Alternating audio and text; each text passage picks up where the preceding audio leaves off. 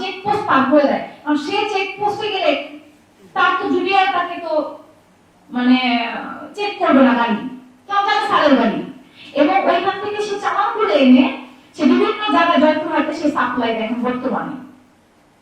সে তো ওই সাপ্লাই দেয় কারণ সে সুবাদে সে ইয়াবা বিভিন্ন মদ সবকিছু সে ফ্রিতে পায় এবং মতো পায়। তখন আমার অবস্থা অনেক মানে আমি এত পরিমাণ অসুস্থ ছিলাম, মানে আমার বুকের হাড্ডি মেয়েরা বুকের হাড্ডি ভেঙে ফেলছে, আমার এক্সরে রিপোর্ট আছে সবই আছে। তো আমার এক পর্যায়ে বুকের হাড্ডি ভাঙছে না, ওই ঘটনাটা আমার বুকের হাড্ডি ভেঙে গেছে। তো তারপরে আমি ঢাকায় আসি, আমি চিকিৎসা হই, সুস্থ হই। কিন্তু 7 দিন যে আমি ছিলাম, আমার বাসায় 10 জন মহিলা কনস্টেবল হচ্ছে আমাকে প্রতিনিয়ত পাহাড়ে রাখছে যাতে আমাকে সে মেরে না ফেলতে পারে এবং অত্যাচার না করতে পারে। তো এক পর্যায়ে হচ্ছে আপনার আমি 7 দিন পরে আমি হচ্ছে এসপি সাহেবকে ফোন দিই।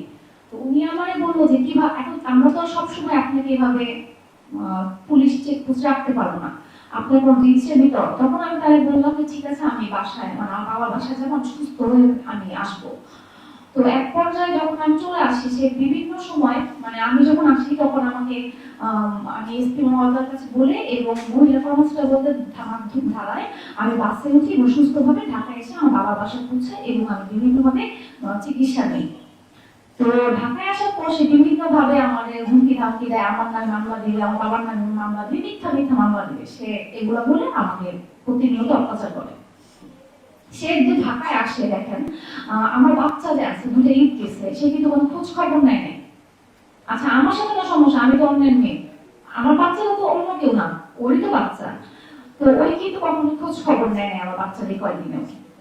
তো না হওয়ার পর আমি 4-5 মাস পরে যখন দেখলাম খোঁজ খবর নিচ্ছে না, তো আমার ফ্যামিলি থেকে আমার এক ভাই মানে আমার কাজিন, সে আমার উপদেশ বললো যে তোর যেহেতু খোঁজ খবর নিচ্ছে না, এই লোক তো ভালো না, কারণ এ তো হচ্ছে মানে মাদকাসক্ত প্লাস হচ্ছে অন্য নারীতে সে হচ্ছে লিপ্ত। সো এবার ইনা আমার টাকা পয়সার প্রতি অনেক লোভ আছে, সে আমার প্রতিনিয়ত টাকা পয়সার লোভ আছে এটা বলছে। বলার পর তো আমি তখন ভাইয়ার কাছে জিজ্ঞেস কর ভাইয়া আমি কি করব, তখন সে আমার প্রথম বলল কি যেহেতু চাকরি করে, যেহেতু তুই সংসার করতে চাস, মানে আমার মেয়ের ভবিষ্যতের কথা চিন্তা করে আমি কিন্তু সংসারটা করতে চেয়েছি, কারণ আমি চিন্তা করেছি যে আমি কিছু করি আমার বাচ্চাটার ভবিষ্যৎ অন্ধকার হয়ে যাবে, আমি তো মা, আমি তো আমার সন্তান ছাড়তে পারবো না। তো তখন ভাইয়া আমার বললো কি যে তুই কোর্ট কাছারি যাস না, কোর্ট কাছারিতে গেলে অনেক প্রবলেম হবে, এর থেকে তুই মানে সাময়িক ভাবে তুই হচ্ছে আইজি বরাবর তুই একটা অ্যাপ্লিকেশন দে। তো আইজিবির কাছে অ্যাপ্লিকেশন দেওয়ার পর তার 7 দিন পরে মনে হয় রাজশাহীতে যায়, যাওয়ার পরে হচ্ছে আমাকে 29শে জুন মাসে ডাকে ফার্স্ট। 29শে জুন মাসে আমি সাক্ষী দিয়ে আসি, যেগুলো প্রমাণ আছে, প্রমাণ সব কিছু দিয়ে আসছি এবং দিয়ে আসার পর 30 তারিখে ডাকছে। সে ডাকার পর সে বলতেছে যে মানে যাই বলছে মানে বলছে যে মানে ওই 9 তারিখে মারধর করে নাই, ওই নেশা মানে মদ্যপ পান করে না, কোনো টাকা পয়সা নেয় না, এগুলো কি এসপি সাহেবকে বলে আসছে সে কোনো কিছুই নেয় নাই।